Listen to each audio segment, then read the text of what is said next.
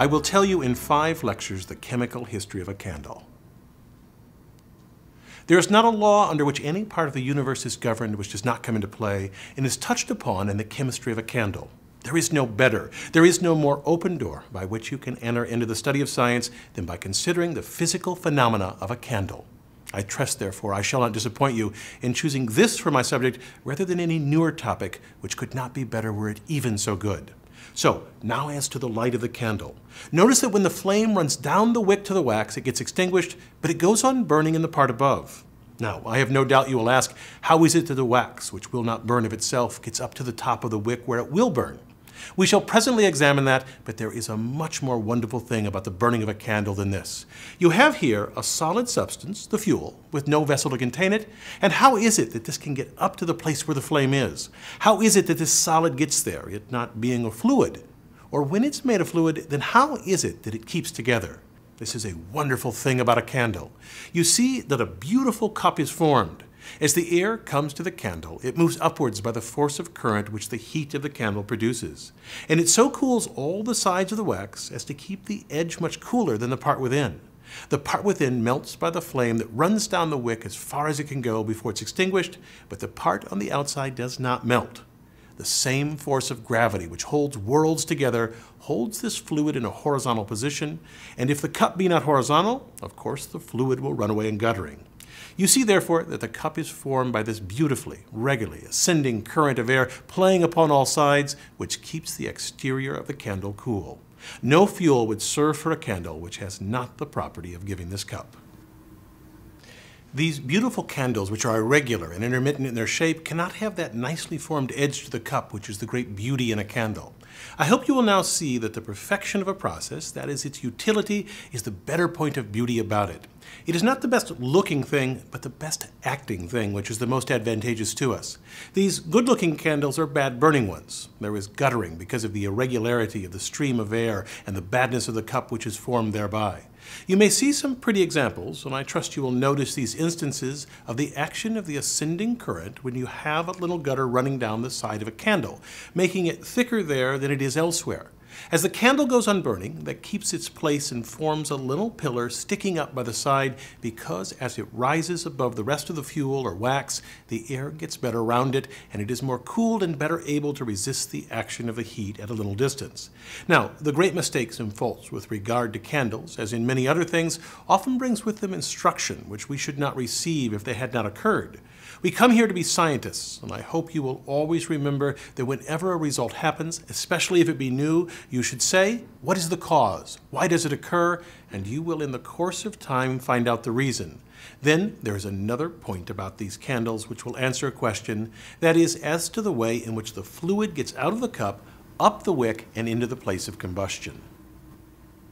You see that the flames on these burning wicks do not run down to the wax and melt it all away, but keep to their own right place. They are fenced off from the fluid below and do not encroach on the cup at the sides. I cannot imagine a more beautiful example than the condition of adjustment under which a candle makes one part subserve to the other to the very end of its action.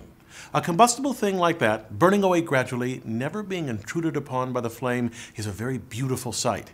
Especially when you come to learn what a vigorous thing flame is, what power it has of destroying the wax itself when it gets hold of it, and of disturbing its proper form if it comes only too near.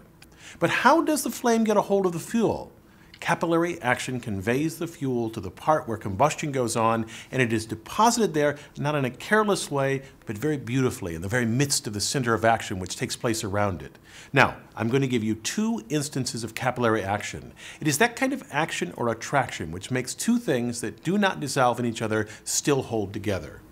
When you wash your hands, you take a towel to wipe off the water, and it is by that kind of wetting or that kind of attraction which makes the towel become wet with water that the wick is made wet with the wax. If you throw the towel over the side of the basin, before long it will draw the water out of the basin like the wick draws the wax out of the candle. Let me show you another application of the same principle. You see this hollow glass tube filled with table salt. I'll fill the dish with some alcohol colored with red food coloring.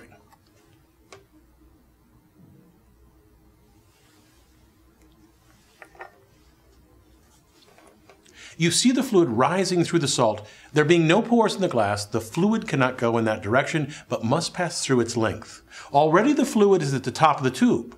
Now I can light it and make it serve as a candle.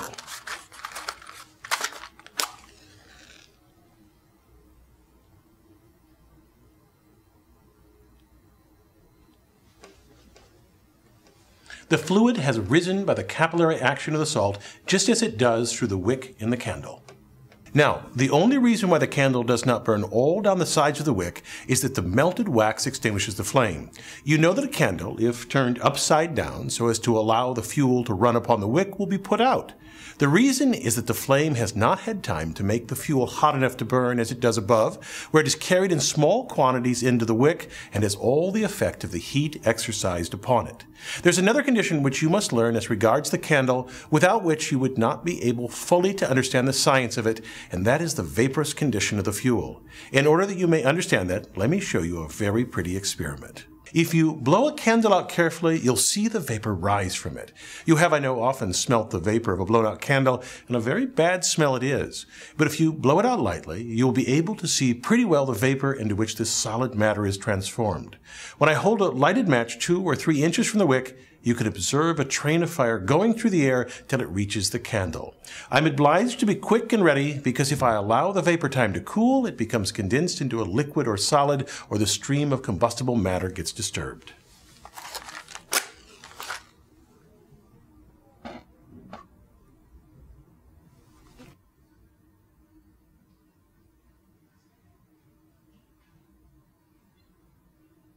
Now, to the shape or form of the flame. It concerns us much to know about the condition which the matter of the candle finally assumes at the top of the wick, where you have such beauty and brightness as nothing but combustion or flame can produce. You have the glittering beauty of gold and silver, and the still higher luster of jewels like the ruby and diamond. But none of these rival the brilliancy and beauty of flame. What diamond can shine like flame? It owes its luster at nighttime to the very flame shining upon it.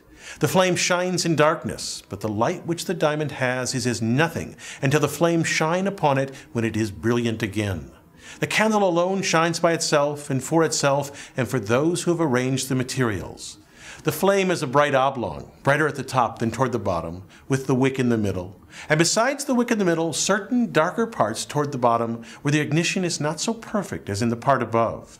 Now, let me show you. There's a matter rising about it which you do not see.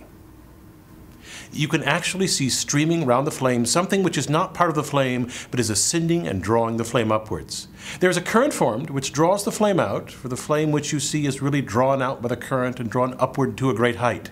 How remarkable it is that the thing which is light enough to produce shadows of other objects can be made to throw its own shadow. You observe the shadow of the candle and of the wick. Then there is a darkish part, and then a part which is more distinct. Curiously enough, however, what we see in the shadow as the darkest part of the flame is in reality the brightest part. And here you see streaming upward the ascending current of hot air, which draws out the flame, supplies it with air, and cools the sides of the cup of melted fuel. You know the flame goes up or down according to the current. You see then that we have the power in this way of varying the flame in different directions. Many of the flames you see here vary in their shape by the currents of air blowing around them in different directions. But we can, if we like, make flames so that they look like fixtures, and we can photograph them. Indeed, we have to photograph them so that they become fixed to us if we wish to find out everything concerning them. If I take a flame sufficiently large, it does not keep that homogeneous, that uniform condition of shape, but it breaks out with a power of life which is quite wonderful.